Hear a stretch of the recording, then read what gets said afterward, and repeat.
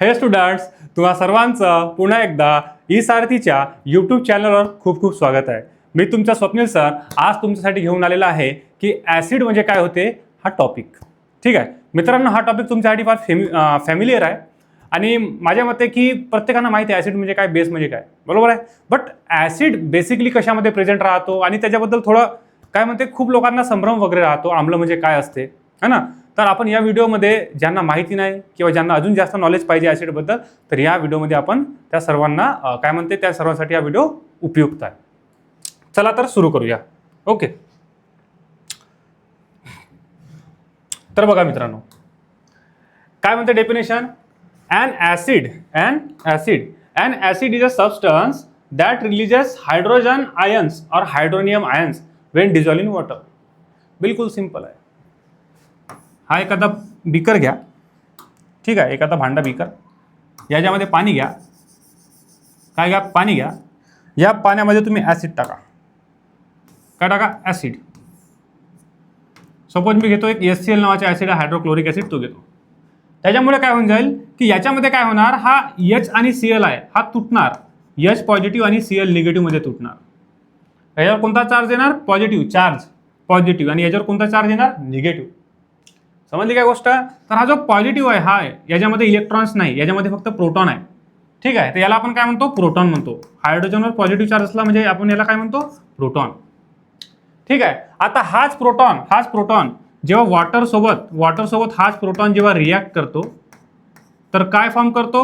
1 2 3 hydrogen, हा ना, 3 hydrogen अशा प्रकारचा. आणि याच्यावर पॉझिटिव्ह चार्ज येते. तर यालाच काय म्हणतात मित्रांनो? यालाच म्हणतात हायड्रोनियम आयन. H3O positive. जास्त घेऊन जायची गरज नाही, इतकंच लक्षात ठेवा. H पॉझिटिव्ह म्हणजे प्रोटॉन आणि H3O पॉझिटिव्ह म्हणजे हायड्रोनियम आयन. H पॉझिटिव्ह दिसो किंवा H3O पॉझिटिव्ह दिसो, समजून जायचा की त्याच्यामध्ये काय प्रेझेंट आहे? ॲसिड प्रेझेंट आहे. काय प्रेझेंट आहे? ॲसिड प्रेझेंट आहे. बरोबर. म्हणजे पाण्यात टाकल्यानंतर प्रोटॉन आपल्याला काय भेटतो? H पॉझिटिव्ह डिफरंट आणि Cl निगेटिव्ह डिफरंट. ठीक आहे, हायड्रोजन आयन डिफरंट आणि क्लोरीन आयन डिफरंट. तर हायड्रोजन जो पॉझिटिव्ह आहे याला आपण काय म्हटलं? प्रोटॉन म्हटलं. बरोबर आहे. हा जो प्रोटॉन आहे हा प्रोटॉन या पाण्यामध्ये काय आपल्याला भेटतो? सेपरेट भेटतो. हायड्रोजन म्हणजे काय? हा प्रोटॉन डिफरंट भेटतो आणि क्लोरीन डिफरंट भेटतो. समजली गोष्ट. म्हणजे तुटून जाते रे पाण्यात गेल्यानंतर. ठीक आहे, स्प्लिट होते. ओके, तर हे जे आयन्स आहेत ह्या दोघांना आपण काय म्हणतो? ह्या दोघांना आपण म्हणतो आयन्स.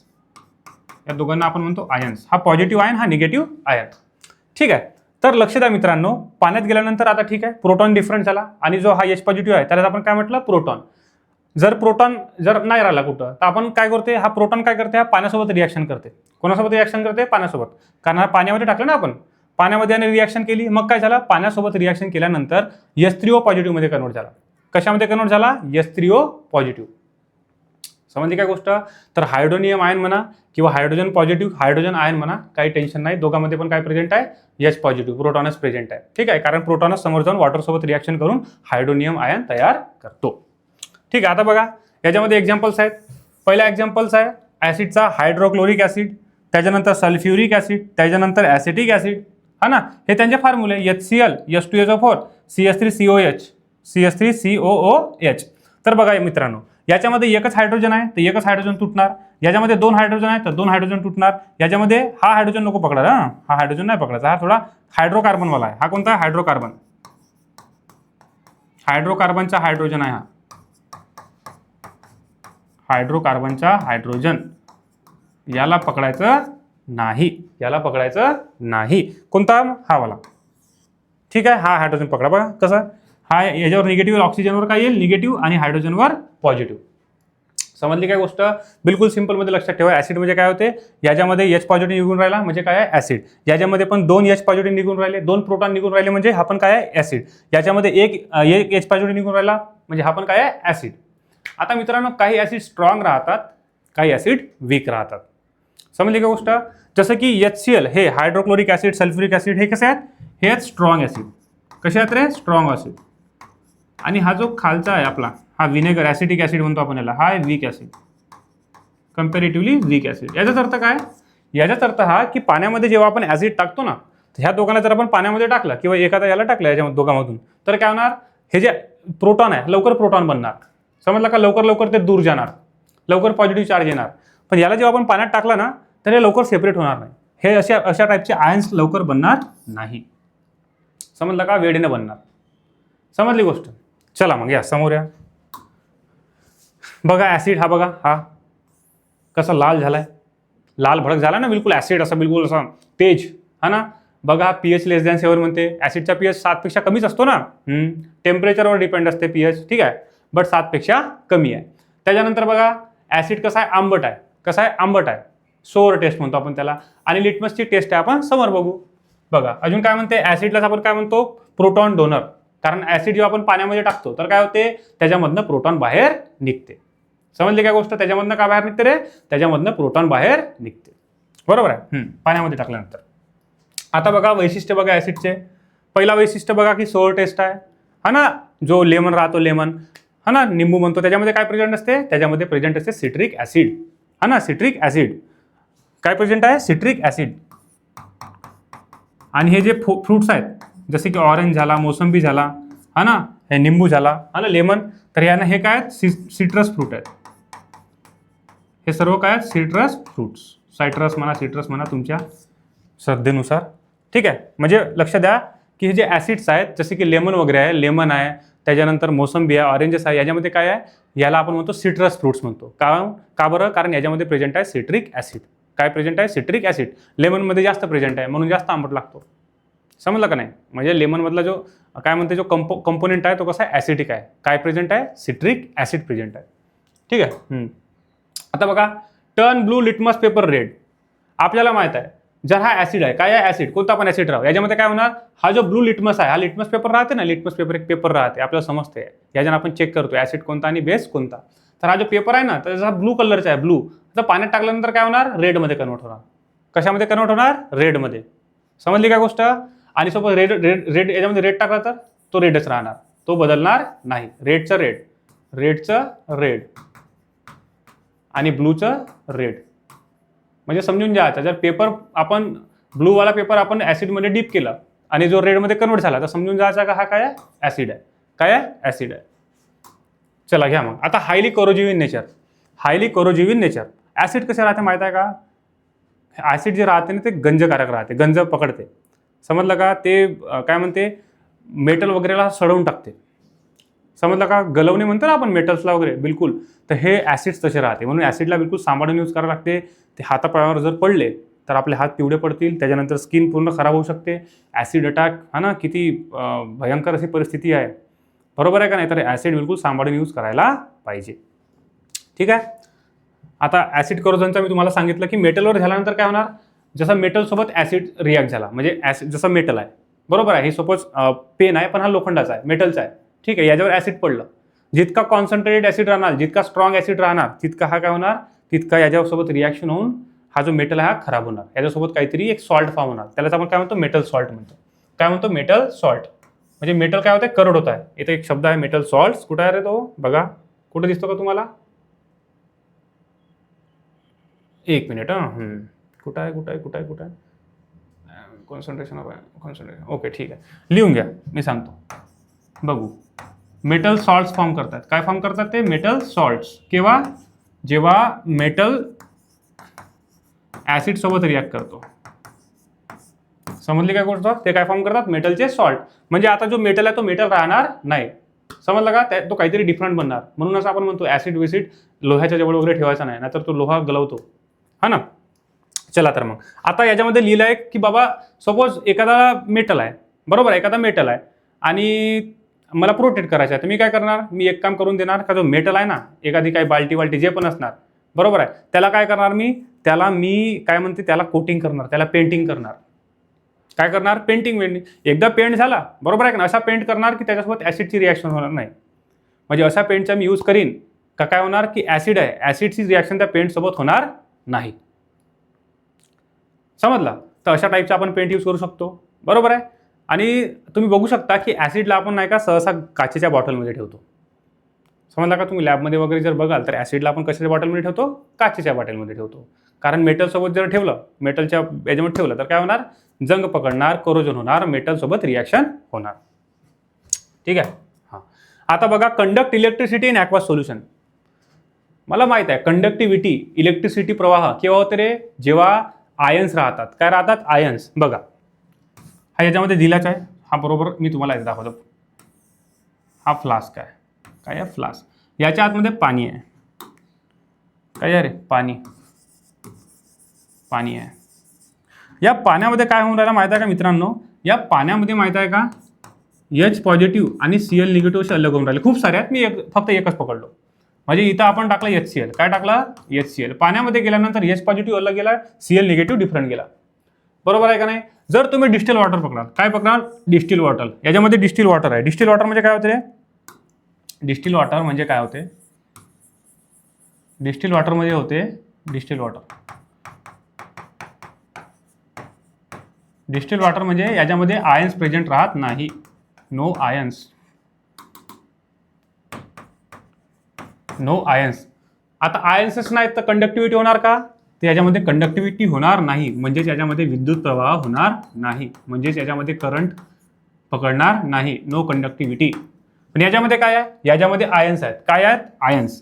पॉझिटिव्ह निगेटिव्ह दिसते म्हणजे आयन्स आहेत. याला पॉझिटिव्ह निगेटिव्ह दिसते ना, हे आयन्स समजायचे यांना. ह्याला काय आहेत? आयन्स. काय आहेत? आयन्स. आयन्स असल्यामुळे काय होणार? याच्यामध्ये कंडक्टिव्हिटी होणार. म्हणजे काय? इलेक्ट्रिसिटी. Conduct electricity. समजली काय गोष्ट? Conduct electricity. म्हणजे आयन्स असल्या कारणामुळे जेव्हा HCl पाण्यामध्ये गेला, जेव्हा ऍसिड पाण्यामध्ये जातो तेव्हा तो तुटतो, प्रोटॉन देतो. त्याच्यामुळे काय होते? आयन्स बनतात. आयन्स बनल्यामुळे काय होते? त्याच्यामध्ये जर आपण विचार केलं की बाबा त्याच्यामध्ये सपोज मी 2 वायर टाकून दिलो आणि इकडून चालू करून दिलो बल्ब, तर काय होणार? त्या पाण्याला करंट येणार. कारण का बरं? कारण त्या पाण्यामध्ये काय आहे? ऍसिड आहे. याच्यामध्ये मी वायर टाकून दिलो तर काय होईल का? जर ते वायर जुळले नसले, दूर असले, पण पाण्यामध्ये आहेत, याच्यामध्ये सपोज 2 वायर आहेत. इकडून एक वायर आला, इकडून एक वायर आला. ठीक आहे. इकडून एक वायर आला, इकडून एक वायर आला आणि असे इकडे जुळले आहे. ठीक आहे. इकडे प्लग आहे. प्लग. इथून बटन चालू केलं मी. काय चालू केलं? बटन चालू केलं.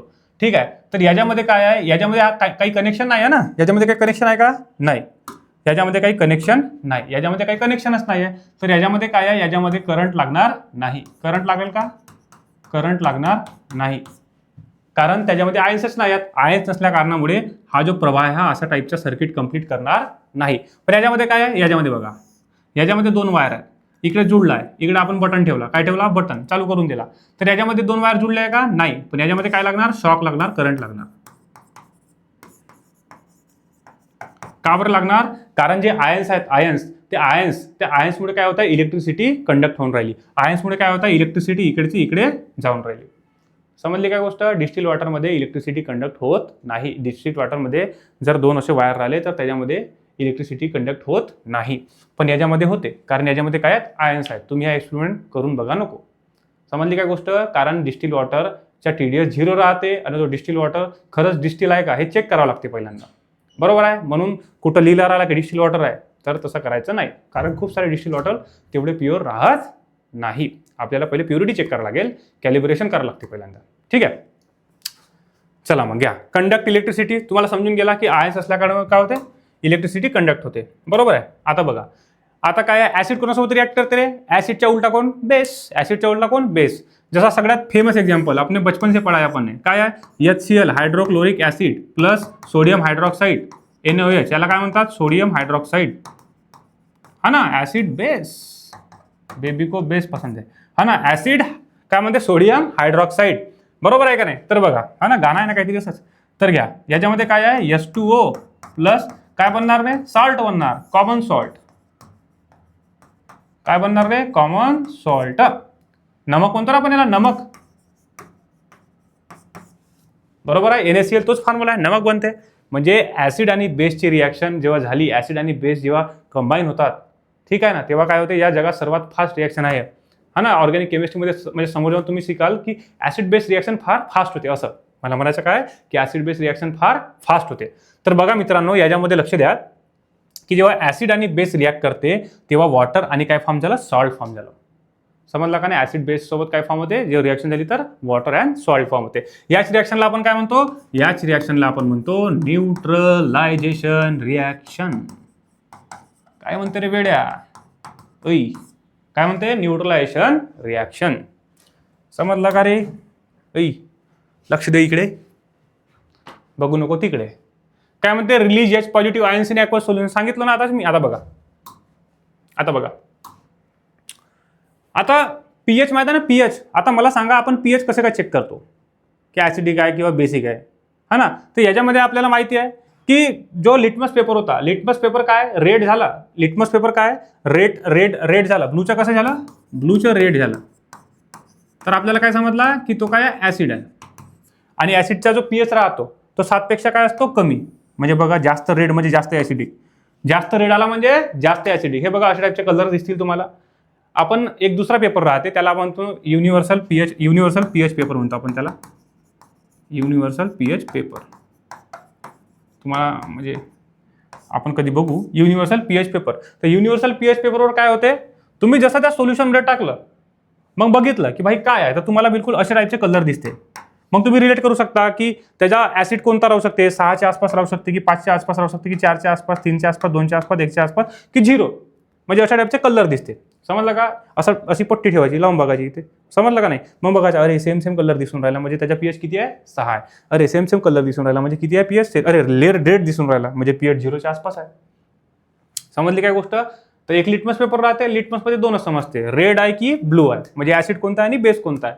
पण एक युनिव्हर्सल पीएच पेपर होते त्याच्यामध्ये काय समजते आपल्याला की बिलकुल म्हणजे डिटेलमध्ये समजते की हा कलर आला तर 6च्या आसपास पीएच, हा आला तर 5च्या आसपास, अशा 9-10 आला तर तशाच्या आसपास.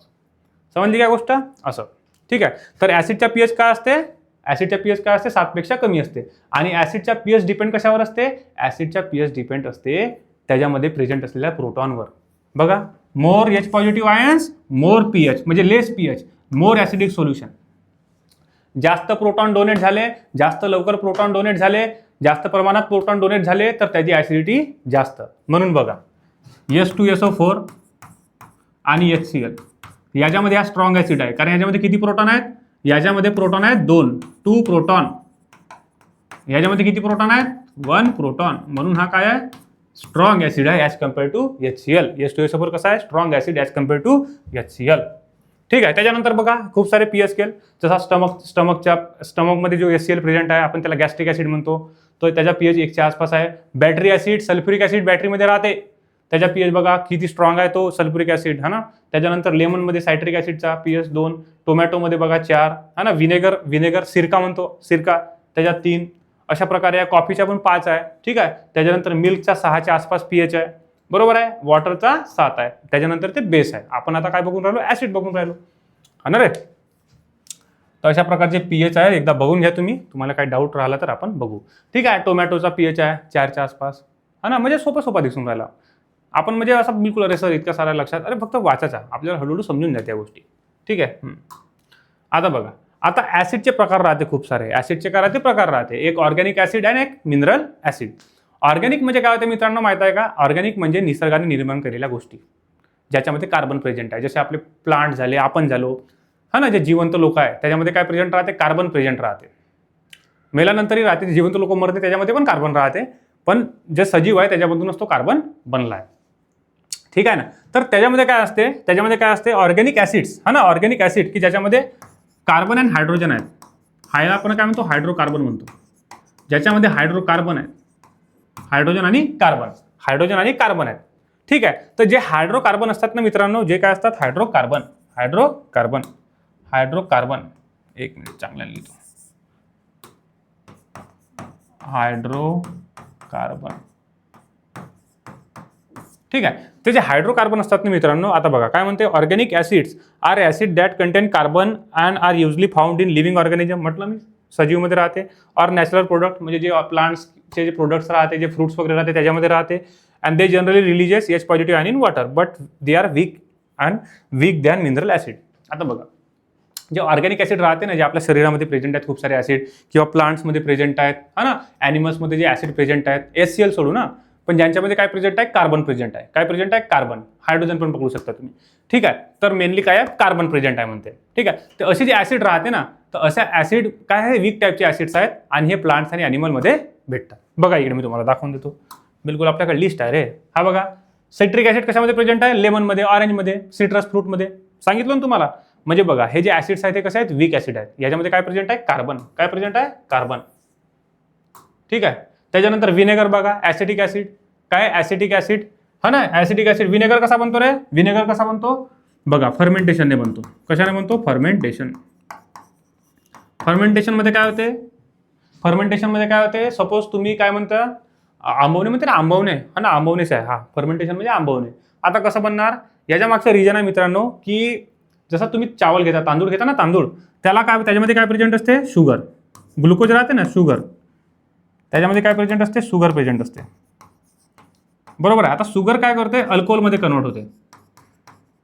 कशामुळे? ईस्ट नावाचा बॅक्टेरिया राहते त्याच्यामुळे. हे तर तुम्हाला माहित आहे ना, फर्मेंटेशन, हा ना. दही वगैरे, आपला काय म्हणते, दूध आहे, दही पण होते फर्मेंट, दूध आहे, बरोबर आहे का नाही. त्याच्यानंतर ब्रेड वगैरे आहे, फर्मेंटेशन होते ना, फर्मेंटेशन, बरोबर आहे का नाही. तर हे जे फर्मेंटेशन होऊन राहिला, की शुगरच्या कशामध्ये कन्वर्ट होत आहे? अल्कोहोलमध्ये कन्वर्ट होऊन राहिला. कशामध्ये कन्वर्ट होत आहे? अल्कोहोलमध्ये कन्वर्ट होत आहे. तर हा जो अल्कोहोल आहे ना मित्रांनो, याच्यावर ॲसिडोबॅक्टर हा बॅक्टेरिया काम करतो. समजली काय गोष्ट? आणि अल्कोहोल कशामध्ये कन्वर्ट होते? ॲसिटिक ॲसिडमध्ये कन्वर्ट होते. आणि ॲसिडिक ॲसिडलाच आपण काय म्हणतो? विनेगर. अल्कोहोल माहिती आहे? अल्कोहोल, हा ना, अल्कोहोल, बरोबर आहे का? इंजुरियस टू हेल्थ, बेकार चीज आहे. समजलं का ना गोष्ट? तो अल्कोहोल जसा तयार झाला, हा ना, म्हणजे आपण एखाद्या गोष्टीला सडवून दिला, त्याच्यामध्ये ईस्ट वगैरे राहते, ठीक आहे, तर तो सडून गेला, मग त्याच्यामध्ये काय जनरेट झाला? अल्कोहोल जनरेट झाला. आता हा जो अल्कोहोल आहे ना, ह्या अल्कोहोलच्या जेव्हा हा ॲसिडोबॅक्टर नावाचा जो बॅक्टेरिया आहे, याच्यासोबत जेव्हा त्याचा कॉम्बिनेशन झाला किंवा त्याची रिॲक्शन झाली, तर त्याच्यानंतर हा जो अल्कोहोल आहे तो कशामध्ये बदलणार? Acetic acid. त्यालाच आपण काय म्हणतो? विनेगर. काय म्हणतो रे? विनेगर.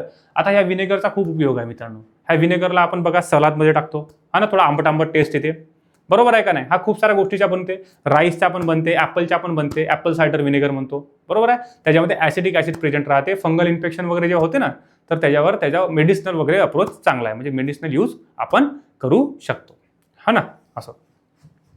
चला घ्या मग इकडे समोर या. आता बघा फॉर्मिक ॲसिड. तर फॉर्मिक ॲसिडमध्ये काय मित्रांनो, लॅटिन नेम याच्या होतं, लॅटिनमध्ये याचा नेम आहे फॉर्मिका. काय नेम आहे? फॉर्मिका, हा ना. याच्यात अर्थ काय होते? अँट. म्हणजे अँट पासून जो अँटमध्ये जो वेनम आहे, अँटमध्ये किंवा बीजमध्ये, अँट किंवा बीज राहते ना, मधुमक्खी वगैरे, हा, त्याच्यामध्ये जो वेनम आहे, काय आहे? वेनम. काय आहे? वेनम, जहर. काय रे? जहर. त्याच्यामधून काय, हा फॉर्मिक ॲसिड तयार होतो. त्याच्यामधून हा फॉर्मिक ॲसिड पहिल्यांदा तयार झाला. पहिल्यांदा काय झाला? हे होते अँट वगैरे, यांच्यात चटणी झाली, ठीक आहे. त्याच्यामधून काय झाला? त्याच्यामधून जो ॲसिड काढला त्याला आपण काय म्हटलं? फॉर्मिक ॲसिड म्हटलं. याचा फॉर्म्युला बघा, याच्यामध्ये 1 हायड्रोजन, 1 कार्बन, 2 ऑक्सिजन आणि 1 हायड्रोजन. यालाच आपण काय म्हणतो? फॉर्मिक ॲसिड म्हणतो. काय म्हणतो? फॉर्मिक ॲसिड, ठीक आहे. तर माझ्यामध्ये तुम्हाला समजलं असेल की हा सर्वात पहिल्यांदा आपल्याला कुठे भेटला? अँटमध्ये मिळाला. अँटमधला जो वेनम आहे त्या वेनममधून आपण हा बाहेर काढला. समजलं? याचं नाव काय? फॉर्मिक ॲसिड नाव आहे. इतकंच लक्षात ठेवा. त्याच्यानंतर लॅक्टिक ॲसिड. लॅक्टिक ॲसिड, है ना, दूध को दही में कन्वर्ट करने के लिए क्या चाहिए अपने को चाहिए लॅक्टिक ॲसिड, ठीक आहे. लॅक्टिक ॲसिड मीन्स सांगण्याचा असा अर्थ की जो लॅक्टिक ॲसिड आहे तो लॅक्टिक ॲसिड बनतो, बरोबर आहे का नाही. मिल्क जेव्हा कर्डमध्ये तयार होते तेव्हा या कर्डमध्ये काय बनते? या कर्डमध्ये बनते लॅक्टिक ॲसिड बनते. असं या कर्डमध्ये काय बनते? लॅक्टिक ॲसिड बनते. समजलं का नाही? म्हणजे मिल्क जेव्हा कर्डमध्ये कन्वर्ट होते, दहीमध्ये कन्वर्ट होते, तेव्हा त्याच्यामध्ये काय बनते? लॅक्टिक ॲसिड बनते, बरोबर आहे. किंवा सोअर मिल्क म्हणतो, जो फाटला दूध राहते त्याच्यामध्ये सुद्धा काय असते? लॅक्टिक ॲसिड असते. समजली गोष्ट? म्हणजे मिल्क जेव्हा कर्डमध्ये कन्वर्ट झाली, दहीमध्ये कन्वर्ट झाली, तर याच्यामध्ये काय प्रेझेंट आहे? याच्यामध्ये प्रेझेंट आहे लॅक्टिक ॲसिड. समजली का रे? याच्यामध्ये काय प्रेझेंट आहे? Lactic acid. ओके. आता बघा ऑक्झॅलिक ॲसिड. आता जो ऑक्झॅलिक ॲसिड आहे मित्रांनो, हा ऑक्झॅलिक ॲसिडचा फॉर्म्युला तुम्ही तसा लक्षात नको ठेवा, पण माहीत राहू द्या असंच, म्हणजे वाटलाच तर असा फॉर्म्युला. याच्यामध्ये 2 कार्बोक्झिलिक ॲसिडचे ग्रुप आहेत. जे 10वीचे मुलं आहेत त्यांना माहीत असेल की COH म्हणजे काय होते? कार्बोक्झिलिक ग्रुप, बरोबर आहे का नाही? Functional group. तर असे 2 जेव्हा जुळले राहिले तर अशा टाईपचा फॉर्म्युला बनतो. यालाच आपण काय म्हणतो? ऑक्झॅलिक ॲसिड, ठीक आहे. आता कुठं प्रेझेंट राहतो? टोमॅटोमध्ये प्रेझेंट राहतो. त्याच्यानंतर काय येतं हे बाबा? हे काय दिसून राहिले तुम्हाला? अजून काहीतरी आहे रे बाबा, हा ना. तर याच्यामध्ये सुद्धा आहे, प्रेझेंट आहे. हा आपला काय म्हणते? पालक पनीर, पालक, हा ना, पालक. याच्यामध्ये सुद्धा काय आहे? प्रेझेंट आहे. पालकमध्ये आहे, बरोबर आहे. पालकमध्ये सुद्धा काय आहे? प्रेझेंट आहे. ओके. याला आपण काय म्हणतो? स्पिनॅच म्हणतो ना, स्पिनॅच लीव्ज. याच्यामध्ये सुद्धा काय आहे? हा ऑक्झॅलिक ॲसिड प्रेझेंट आहे. आपल्या हेल्थसाठी पण चांगला आहे रे. जास्त प्रमाणात कोणती गोष्ट काय वाईट आहे, है ना. निसर्गाने जितक्या प्रमाणात दिल्या तितक्या प्रमाणात त्या गोष्टी चांगल्या आहेत.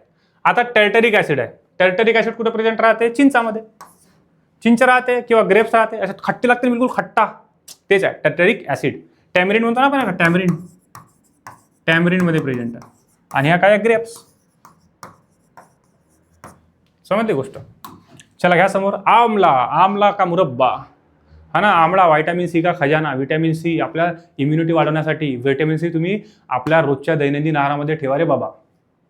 रोज व्हिटॅमिन सी साठी एक आवळा खा किंवा एखादा काय म्हणते आवळ्याचा थोडा राहते ना मुरब्बा टाईपचा वगैरे, जास्त नाही, जास्त गोड नाही पाहिजे, हा थोडा घेऊन घ्यायचा. व्हिटॅमिन सी सर्वात आवश्यक आहे. इम्युनिटी आपली जी रोगप्रतिकारक क्षमता आहे ते वाढवण्यासाठी याचा उपयोग होतो. त्याच्या काय नाव आहे? व्हिटॅमिन सीलाच काय म्हणतात? ॲस्कॉर्बिक ॲसिड म्हणतात. काय म्हणतात? Ascorbic acid. हा ऑर्गॅनिक ॲसिड आहे. ठीक आहे. ऑर्गॅनिक म्हणजे फळांफुलामध्ये राहतो. तर बघा फळामध्ये आहे तो, आवळ्यामध्ये आहे तो, त्यालाच आपण काय म्हणतो? ॲस्कॉर्बिक ॲसिड किंवा व्हिटॅमिन सी. आता बघा मिनरल ॲसिड. आता मिनरल ॲसिड म्हणजे काय होतं रे? मिनरल माहिती आहे ना, मिनरल, हा ना, दगड वगैरेमध्ये राहते तर मिनरल्स, हा ना, ओर मिनरल्स वगैरे, हा ना. त्याचे मिनरल्स राहते ना, त्या मिनरल्स राहते त्या मिनरल्स पासून जो ॲसिड्स बनतो आपण, म्हणजे ॲसिड जे राहते ना आपण प्रिपेअर करतो. काय करतो? प्रिपेअर करतो, किंवा आपण याला लॅबमध्ये प्रिपेअर करतो असं म्हणू शकतो. समजलं का? ते हे जे ॲसिड्स आहेत ना, ॲसिड बघा, हे जे ॲसिड आहेत हे काय सिंथेसाइज्ड इन लॅबोरेटरी. आपण लॅबमध्ये त्याला प्रिपेअर करू शकतो. Generally strong acid. तर हे जे ॲसिड राहते ना, निसर्गाने आपल्याला वीक ॲसिड दिला आहे. म्हणजे खूप सारे ॲसिड आहेत पण ते वीक आहेत. डायल्यूट म्हणतो आपण त्याला. काय म्हणतो? Dilute acids. डायल्यूट ॲसिड्स जे राहते त्यांच्यामध्ये काय असते? पाण्याचं प्रमाण जास्त असते.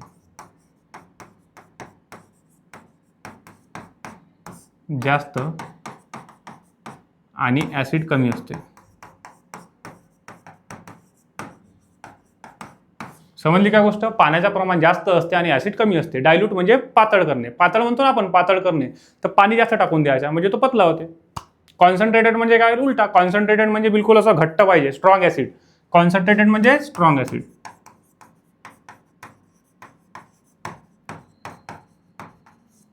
कॉन्सन्ट्रेटेड म्हणजे स्ट्रॉंग ॲसिड. मोर ॲसिड. ज्याच्यामध्ये जास्त ॲसिड आहे तो कॉन्सन्ट्रेटेड, ज्याच्यामध्ये कमी ॲसिड आहे तो डायल्यूट ॲसिड. समजली काय गोष्ट? आता बघा मी काय म्हटलं की हे जे मिनरल ॲसिड राहते ना, मिनरल ॲसिड, ज्याला आपण काय म्हणतो? Inorganic acid. काय म्हणतो? Inorganic acid. हे जे ॲसिड राहते ना मित्रांनो, हे ॲसिड माहिती आहे का? मिनरल पासून बनवतो आपण. काहीतरी केमिकल रिॲक्शन करून यांच्यासोबत काय मिनरल ॲसिड बनवतो. बरोबर आहे. तर हे जे मिनरल ॲसिड आहेत त्याच्यामध्ये काय आहे? काही स्ट्रॉंग ॲसिड आहेत, काही वीक ॲसिड आहेत. बरोबर आहे का नाही? काही स्ट्रॉंग ॲसिड आहेत, काही वीक ॲसिड आहेत. पण हे जे ऑर्गॅनिक ॲसिड आहेत, हा ना, जे आपण मगाशी बघितलं, त्यांच्यापेक्षा काय हे स्ट्रॉंग आहेत. कारण आपण बनवला ना. बरोबर आहे का नाही? आपण बनवला. निसर्गाने आपल्याला चांगल्या गोष्टी दिल्या, मग आपण हे गोष्टी बनवला. बरोबर. आता बघा, गरज पडली म्हणूनच बनवला. बघा इकडे एक्झाम्पल्स काय आहेत? Hydrochloric acid. पहिलं एक्झाम्पल काय आहे? Hydrochloric acid. दुसरं एक्झाम्पल काय आहे? Sulphuric acid. तिसरं एक्झाम्पल काय आहे? Nitric acid. आता बघा, ह्या हायड्रोक्लोरिक ॲसिडला एक कॉमन नाव आहे, muriatic acid. Muriatic acid. Sulphuric ॲसिडला एक कॉमन नाव आहे, काय आहे? Oil of विट्रिऑल.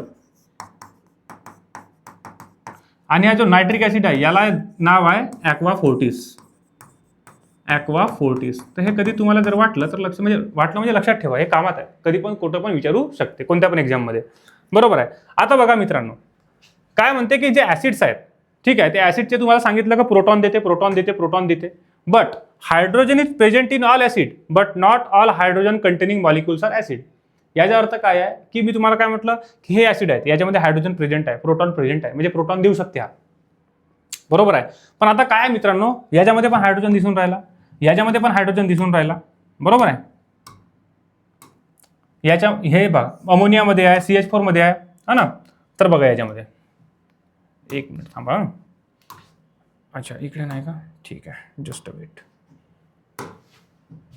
आता बघा CH4 अमोनिया, याला आपण काय म्हणतो? मिथेन. काय म्हणतो रे? मिथेन. याला आपण काय म्हणतो? अमोनिया.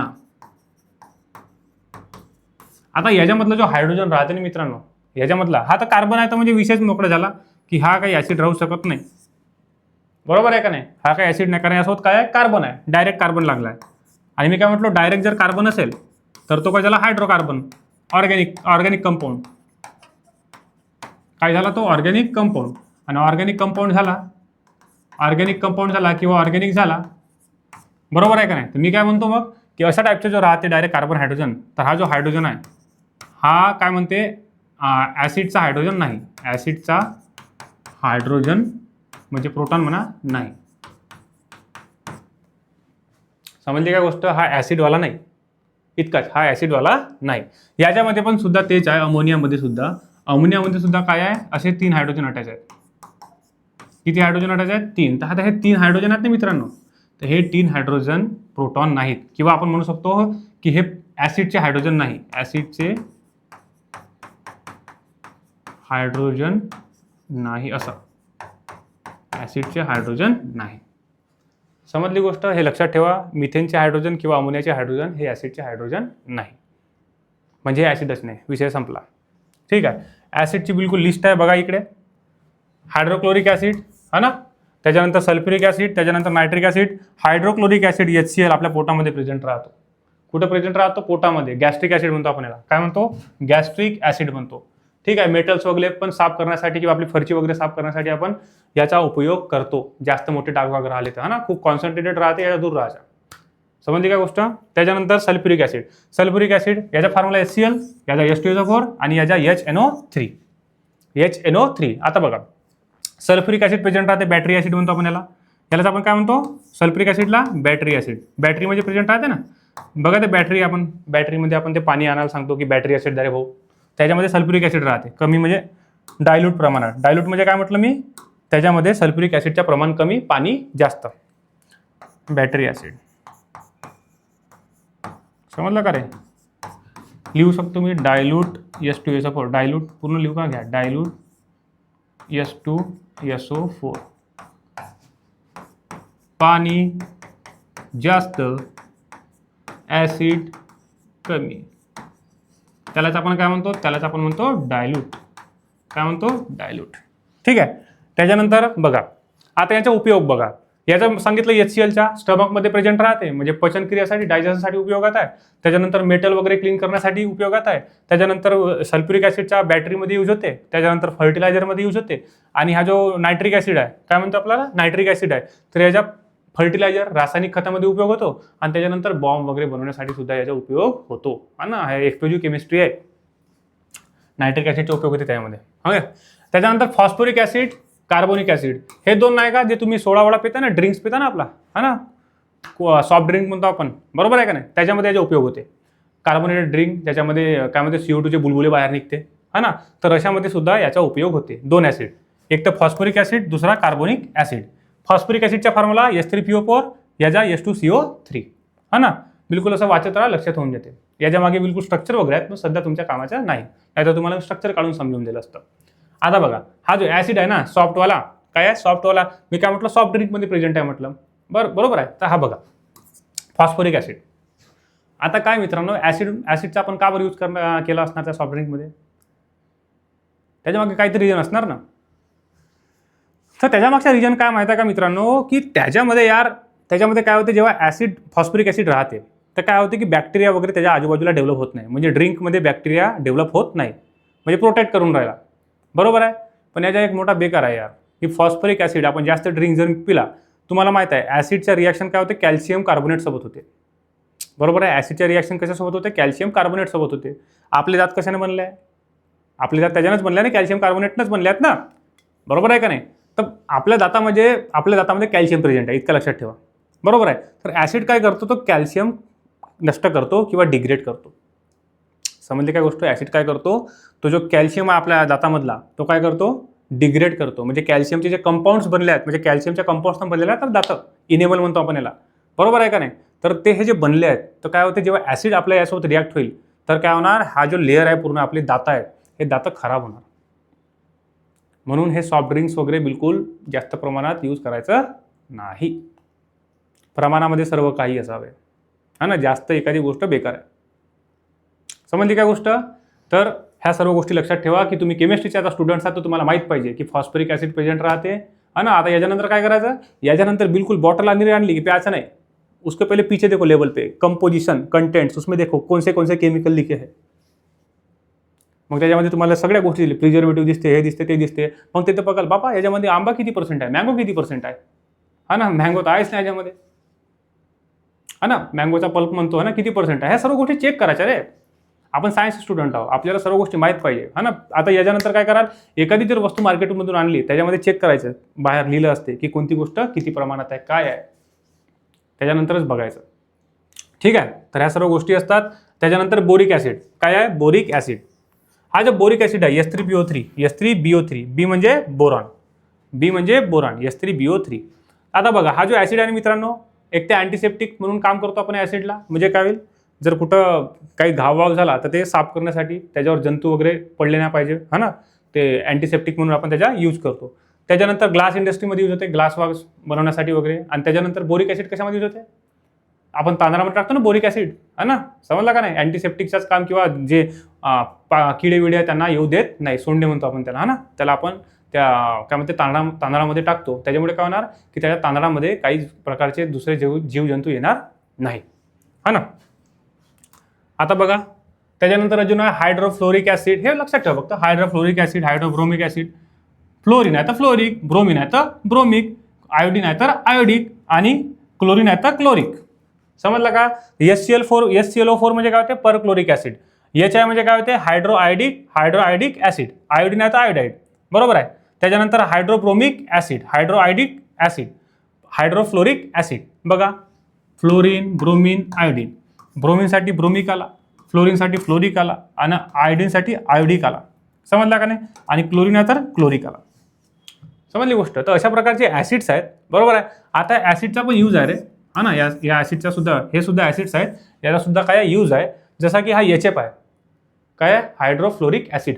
याचा यूज कशामध्ये होतं माहिती आहे का, जो ग्लास आहे ना, ग्लास, त्या ग्लासवर जेव्हा आपण डिझाईन देतो, तुमच्या बाथरूममध्ये वगैरे बघा, त्या ग्लासवर असं ग्लास राहते, त्याच्यावर डिझाईन राहते, थोडंसं बिलकुल झाड पत्ती वगैरे काढली राहते. तर त्याच्यामध्ये तो काढण्यामध्ये, हा ना, त्या काढण्यामध्ये फ्लोरोसिलिसिक कंपाऊंड म्हणजे फॉर्म करते. तेवढं लक्षात ठेवण्यापेक्षा इतकंच लक्षात ठेवा की त्या ग्लासवर काय होते, त्या ग्लासवर डिझाईन करण्यासाठी आपण हा हायड्रोफ्लोरिक ॲसिडचा उपयोग करतो. त्याच्यानंतर हा हायड्रोब्रोमिक ॲसिड आहे, त्याचा फार्मास्युटिकल म्हणजे मेडिसिन वगैरे बनवण्यामध्ये यूज करू शकतो. त्याच्यानंतर हायड्रोआयडिक ॲसिड आहे, याचा आपण ऑर्गॅनिक सिंथेसिस तुम्ही समोर जाऊन ऑर्गॅनिक केमिस्ट्रीमध्ये शिकालच. ठीक आहे. तर ऑर्गॅनिक काय म्हणू शकतो, ऑर्गॅनिक कंपाऊंड जे आहेत ते फॉर्म करण्यासाठी उपयोग होतो. त्याच्यानंतर परक्लोरिक ॲसिड, याचा उपयोग होतो रॉकेट फ्यूलमध्ये. रॉकेट फ्यूलला जाळण्यासाठी ऑक्सिडायझरचा काम करते. ऑक्सिडायझर म्हणजे काय, ऑक्सिजन पुरवण्याचं काम करते. म्हणजे एखादी गोष्ट लवकर पेटली पाहिजे म्हणून याचा उपयोग होतो. काय, परक्लोरिक ॲसिड, HClO4. ठीक आहे. तर मित्रांनो, काय म्हणते, जस्ट अ मिनिट.